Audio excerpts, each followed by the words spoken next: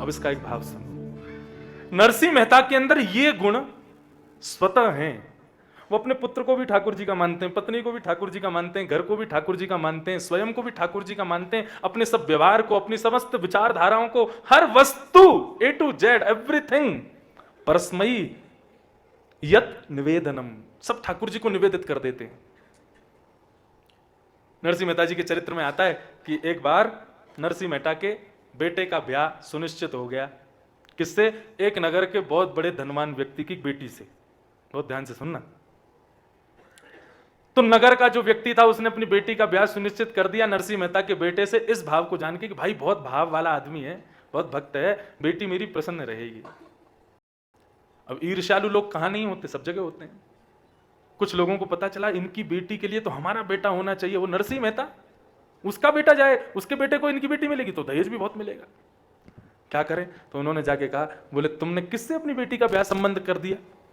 बोले क्यों? अरे वो ठाकुर जी के नाम पे ना जाने कितनी भीख मांगता है, कहां कहां जाके क्या क्या लूट के लिए आता है, और उसके यहाँ भगवान के भजन कीर्तन के बिना रोटी नहीं जलती, कई कई दिन तक तो भूखे रहते हैं। ऐसी स्थिति में तुम अपनी बेटी को भेज रहे हो?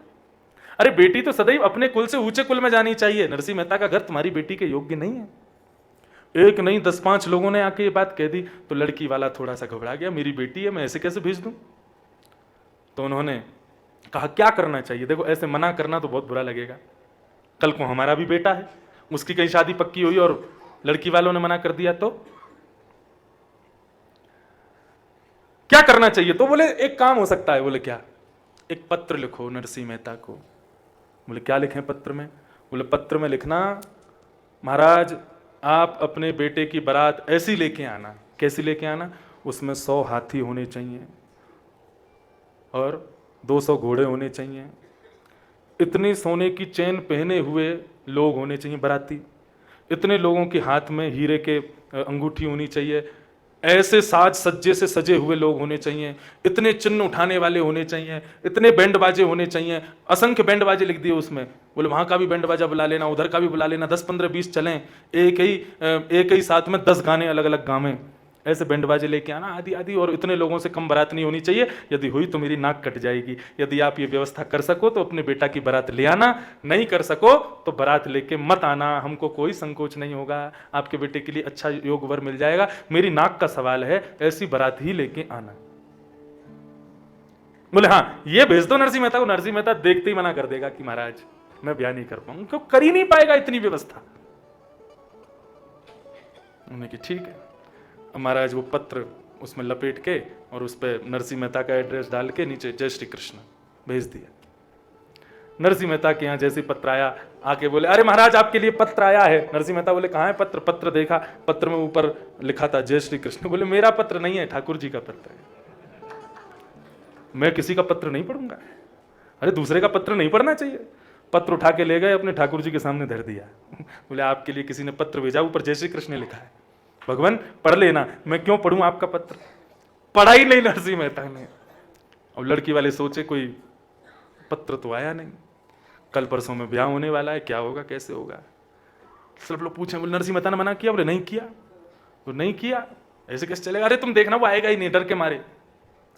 जिस दिन ब्याह होना था थोड़ी बहुत व्यवस्था तो उन्होंने करी, भाई कहां पता आ गए तो कुछ तो होना चाहिए।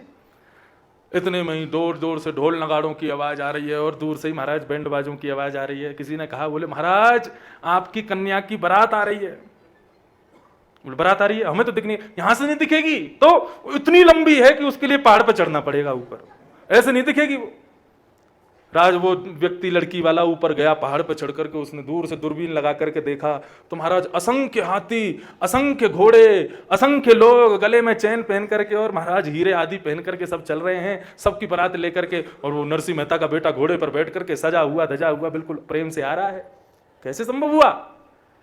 बोले नरसिंह मेहता ने पत्र धर दिया ठाकुर जी के चरणों में। तो पत्र जैसे ठाकुर जी के चरणों में गया तो जिम्मेवारी किसकी बन गई?